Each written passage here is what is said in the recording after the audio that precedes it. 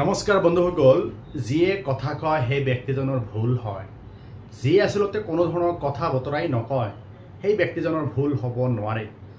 প্ৰসংগটো আছিল এনেকুৱা ধৰণৰ, ৰাইজৰ দলৰ সভাপতি তথা শিৱসাগৰ সমষ্টিৰ বিধায়ক সন্মানীয় শ্ৰীযুত অখিল গগৈ ডাঙৰীয়াই অসমৰ মুছলমানসকলে বিজেপি দল কৰা সংক্ৰান্তত কিছুমান কথা ক'বলৈ গৈ কিছু আপত্তিজনক কথা কৈছিল, যিটো নেকি আইনমতে সেইটো বেআইনী আৰু অপৰাধ হিচাপে বিবেচিত হয়।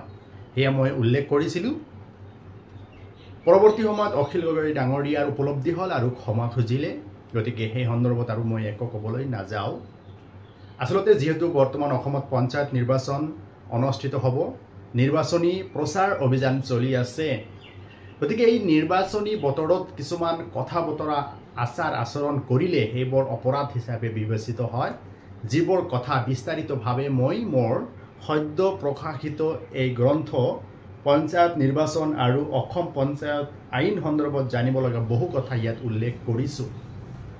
যেনেকুৱা যদি কোনোবা ব্যক্তিয়ে ভোটাৰক ঘোষ দিয়ে, তাৰপিছত নিজ ইচ্ছামতে ভোটাৰক ভোট প্ৰদান কৰিবলৈ বাধা প্ৰদান কৰিলে, আৰু যদি ভোট নিদিয়ে নৰকত যাব, বা ভোটাৰক যদি অভিশাপ দিয়ে, সেইবোৰ আচলতে অপৰাধ হিচাপে গণ্য হয়।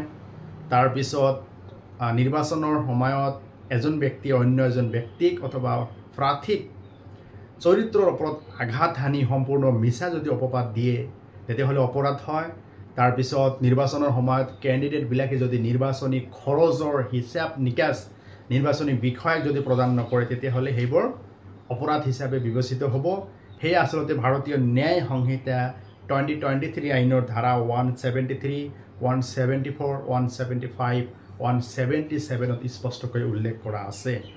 তাৰপিছত জিলা পৰিষদৰ সদস্য এজনে কি কাম কৰিলে সেই নিৰ্বাচিত জিলা পৰিষদৰ সদস্য এজনক বৰখাস্ত কৰিব পাৰি পদৰ পৰা।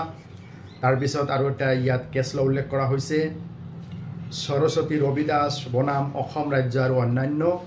সৰস্বতী ৰবি দাস নামৰ ব্যক্তিজনে 2018 চনত পঞ্চায়ত নিৰ্বাচনত জয়ী হৈছিল।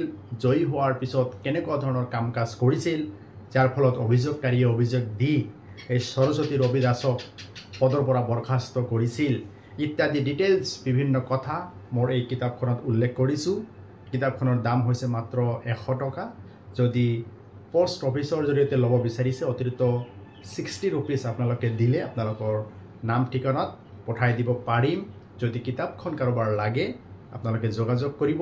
নিৰ্বাচনৰ বতৰ মানে প্ৰত্যেক কেণ্ডিডেট আৰু সমাজ সচেতন ব্যক্তি আৰু ভোটাৰসকলে এই কিতাপখন পঢ়া উচিত।